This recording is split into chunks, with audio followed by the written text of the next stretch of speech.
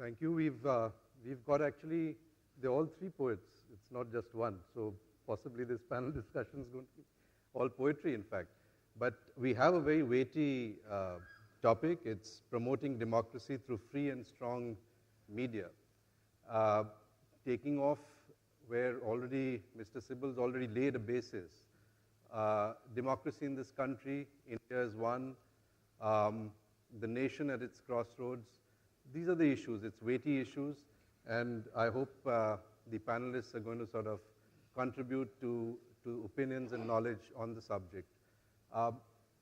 It's a given that media, that the fourth estate is an important and significant part of democracy.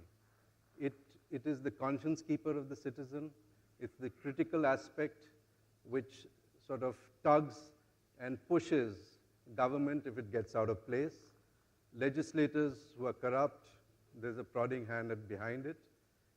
And somewhere, it is a restraining influence on those who want to be arbitrary, those who want to go beyond what their powers give them to be.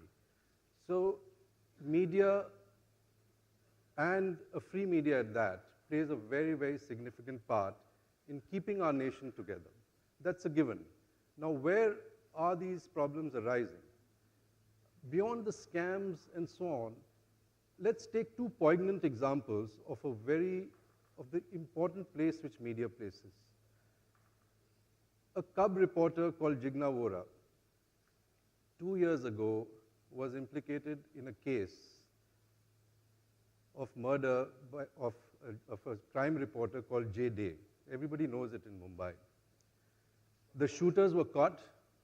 No motive could be ascribed to anybody. This lady was pulled out. It was ascribed to her that she had a dispute with this Jay Day, and she got this Chota Rajan, who's a gunda, happened to be in Bangkok, and he coordinated this hit. It was something difficult to believe, but the campaign which the police carried out, ultimately people thought, yes, this is the truth. The motive is a dispute between two media personalities, and Chota Rajan was brought in to execute the hit. Tehelka, the much bedeviled publication today, was the one which brought out the facts, carried out a campaign, 2 or 3 articles, contributed to this lady who was booked under MCOCA, and she got out after 9 months of incarceration. A small contribution to the freedom of expression of this lady. Today she's traumatized. We still have her in our minds today. People have forgotten her, but we must give it to Tehelka that they reminded people of what the truth was. Another, a very short example, many people don't know, 800 to 900 fishermen from India, 200-300 fishermen from Pakistan, who strayed into a disputed area called the Sir Creek, incarcerated for more than 6 years, 7 years. It was a campaign of the press, Pakistan and India, which ultimately brought to light that there were 800 to 2,000 fishermen rotting in jails, both in Pakistan and India. And ultimately, about 600 or 700 of them were let loose. They sort of came out of prison and were united with their families. The power of media is very significant. These are small, poignant examples. We're not going to go into the scams. Those are corrections which have taken place. The media has contributed to those. Friends, here there is a tenuous link. There has been criticism that media has crossed the Lakshman Rekha, where it's going into areas of privacy which should not be there. It is not allowing government to function. Is democracy being strengthened, or is it being weakened, in fact, by excessive excessive intrusion into areas that should not be, on half-truths and half-baked truths, and again, a search for TRP. Are these the issues? Could I ask Mr. Sibbal to take off from that point and say whether today, what does he think? Is the media crossed the line? Is it contributing to democracy or is it hurting it? That's a very complex question to answer because I think at some levels the media has done human service to India. I mean, the kind of proactive things that the media has done, the kind of stories that the media has brought out with reference to injustices happening at every level of society is something that we must cherish and we must celebrate. But on the other hand, there are others, and watch 2 hours of television, you will see, look, I don't want this. I don't want entertainment. I want news. Media has, at a certain level, with reference to news, has turned into an entertainment channel. And anybody says what he wants to say without reference to any accountability. And I think that's a very dangerous thing for any forum. I mean, we as politicians are accountable. Not only we're going to elections in 2014, we're accountable there. We're accountable to courts. They can haul up us at any time. We're accountable to Parliament. Parliament can ask us questions anytime. We're accountable to the policeman if we've done anything wrong. But I'm afraid the media, whatever it says and does, is not accountable to anybody. And the kind of statements that are made, which are, for example, I have a nephew by the name of Tarun Sibal, who lives in Chandigarh. And so I was told that, that my sister's son is Tarun Tejpal. So all Taruns in this country are related to me. Now, even if I say that that's not the case, I have only one sister. She lives in Maharani Bagh. You know her. Incidentally, Gurbir is my brother-in-law, so he knows. And Tarun Sibal is a nephew of mine who lives in Chandigarh. But if you look at the social media and you look at the media, they were just running this story, despite the fact that I was saying I have nothing to do with it. In 2003, he was persecuted by the then government, and I never knew Tarun. He came to me and said, look, I want to start a paper. These guys are persecuting me. I want some help. I gave him 5 lakhs of rupees at that time as a donation, right? And now I'm supposed to be a supporter of Tarun Tejpal because I have donated him 5 lakhs of rupees. Now, there must be some semblance, a sense of balance within the system. But sum total, these are aspects where media, as Mr. Sibal said, has gone berserk. But say, speaking from the Aam Aadmi point of view, net has media made a positive contribution to democracy? Absolutely. Nobody can deny that. I mean, we can't stop the process of evolution. Okay, we can't, wish away. We can't say that we don't want an era when there is no media. Yes, there was a time there was no printing press, there was no press there. Then there was no television. Then we got television. Now we've got social media. We can't. These are the changes which are happening. We will have to. The problem is we are reacting too fast. I think what we are facing right now is evolutionary process.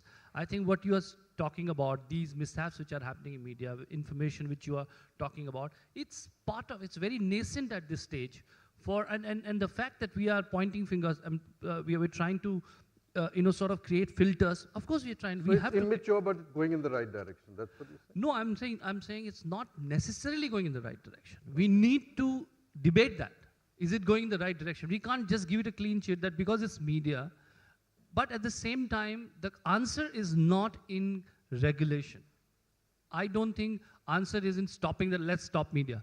Media needs to be accountable. Now, accountability is very important everywhere, in whichever sphere. If it's the 4th pillar of democracy, it has to be as accountable as other pillars are. That's very important. But it doesn't mean that if it is not propaganda, otherwise it end up becoming propaganda for a certain system. So if it's not, then we need to understand and assess it. If he's saying these kind of, the information he gave about his family and which was a misinformation, apparently it was not actually the mass media which was circulating. That was social media which started that. The information you were talking about Tarun. I think that was through social media. It was on television all the time. No, they picked it up from social media. So I think there is some sort of, very, very small line between the two. Yeah, but social media is supposed to be voice of people. If the people are misinformed, we need to correct that. I think it's a process, So let's get Anil in. He's been an editor for many years, more than 3 decades, and it's a vibrant media, but do you think things have gone overboard, or you think there should be ways of making it But when we accountable? talk of media, we seem to be talking of one entity, but it is not. I think there are three distinct kind of divisions. You take social media as one, then you take the print medium, and then you take television. I think all three kind of have different tunes they dance to. Social media is completely uncontrolled. It cannot be controlled, and that's a problem which is not unique to India, it's all over the world. Suddenly, people have found a voice, and what was said in private earlier, like amongst friends, you would say anything you wanted about anybody. So reputations, what people had achieved, etc., could be tarnished in 1 second by someone making a loose comment. And that is something which is particular to social media, and it cannot be controlled. Everyone's become a critic, which makes, I think, governance difficult all over the world. Because earlier the criticism would come from informed media, now it comes from completely uninformed media. The sense of respect that you had for figures, for leaders,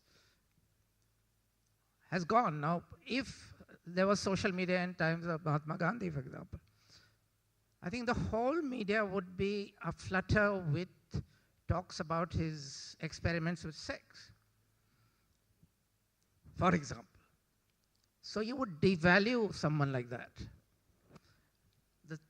The second section I'm talking about is television, which Mr. Sebel said is now catering very much to what is entertainment, even when it comes to news and current affairs.